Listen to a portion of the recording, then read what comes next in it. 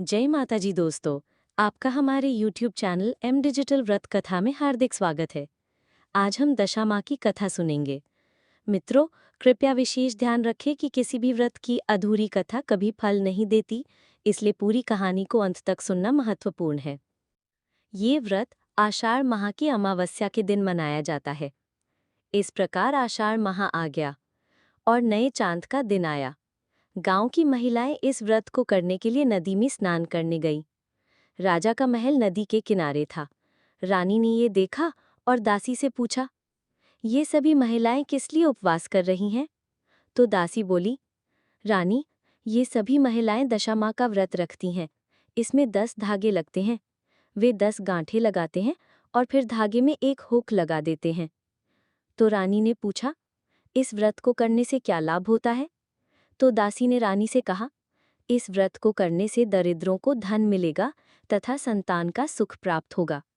इसलिए रानी ने भी ये व्रत रखने का विचार किया और राजा से पूछा, लेकिन राजा ने मना कर दिया क्योंकि उन्हें इसकी कोई आवश्यकता नहीं थी।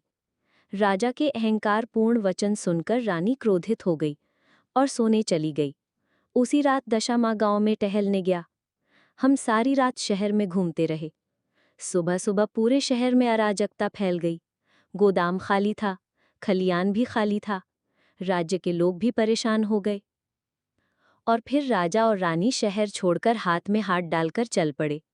चलते चलते वे राजा के बगीचे में पहुंचे, जो गांव में पुजारी बनने आया था।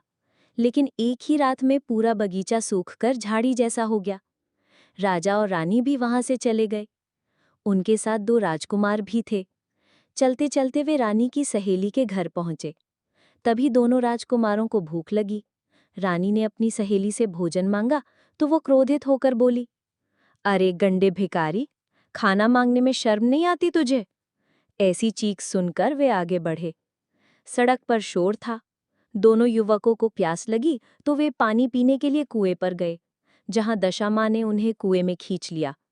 राजा और रानी आगे चलते रहे और रास्ते में वे राजा की बहन के गांव में आ पहुंचे। तो वे वहां गए। राजा ने अपनी बहन को समाचार भेजा, जिसने महसूस किया कि उसके भाई को किसी प्रकार का दुर्भाग्य सहना पड़ा होगा, अन्यथा वो हाथी, घोड़े और रथ के बिना नहीं आया होगा।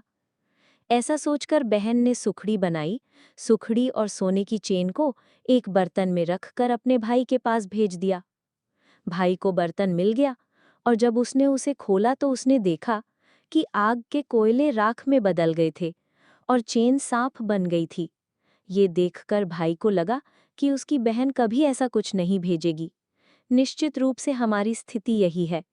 राजा ने रोटी का एक टुकड़ा लिया। जब वे लकड़ी लेकर चल रहे थे तो उस नगर के सैनिक आ गए और ऊपर चढ़ गए। वे राजा के खोए हुए बेटे की तलाश कर रहे थे। जैसे ही उसने इस कांटे को देखा, कांटा एक राजकुमार का सिर बन गया। सैनिकों ने सोचा कि इन लोगों ने राजा के बेटे को मार दिया है, इसलिए उन्होंने उन्हें पकड़ लिया, जेल में ले गए और उन्हें मार दिया। ऐसे में आषाढ़ का महीना आया और अमावस्या का दिन आया, तो रानी ने सोचा कि दशा माँ का अपमान हुआ है, जिसके कारण हमारी ये दशा हुई है। इसलिए रानी ने कारागार में ही दशा माँ का व्रत रखा और 10 दिन तक उपवास किया और 10वें दिन मिट्टी के घड़े की पूजा करके उसे जल में विसर्जित कर दिया। तो दशा माँ ने उस नगर के राजा के स्वप्न में दर्शन देकर कहा, हे राजन, इन राजा रानी को बिना किसी अपराध के कैद कर लिया गया है, तो इन्हें मुक्त कर दीजिए। तुम्हारे पति सुबह घर आ जाएंगे। और ठीक यही हुआ। राजा और रानी को जेल से रिहा कर दिया गया और वे चलकर अपनी बहन के नगर को लौट आए। जब वे वहां पहुंचे और बर्तन में देखा तो वो खाने योग्य मीठी चीज में बदल गया और जो सांप था वो सोने की चेन में बदल गया। वे सुखड़ी और चेन लेकर तालाब पर आए। दशा माँ अपनी दोनों दुल्हनों के साथ वहां बैठी उनका इंतजार कर रही थी। जब राजा रानी आए तो उन्होंने अपना मुकुट उन्हें सौंप दिया और कहा कि अब तुम्हारा समय आ गया है, इसलिए व्रत की महिमा समझो और राज्य संभालो। राजा और रानी अपने राज्य में लौट आए और राज्य एक बार फिर पहले जैसा खुशहाल हो गया और राजा ने रानी से अपनी प्रतिज्ञा पूरी करने को कहा। व्रत पूरा करने के बाद उसने व्रत का पारण किया। जय माता जी। राजा और रानी की सेवा करने वाले सभी लोगों को आशीर्वाद मिले।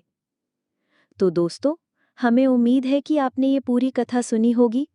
अगर आप आने वाले श्रावण मास के विभिन्न व्रतों के बारे में जानना चाहते हैं और साथ ही व्रत कथा भी सुनना चाहते हैं, तो कृपया हमारे YouTube चैनल एम डिजिटल व्रत कथा को लाइक, शेयर और सब्सक्राइब करें। धन्यवाद।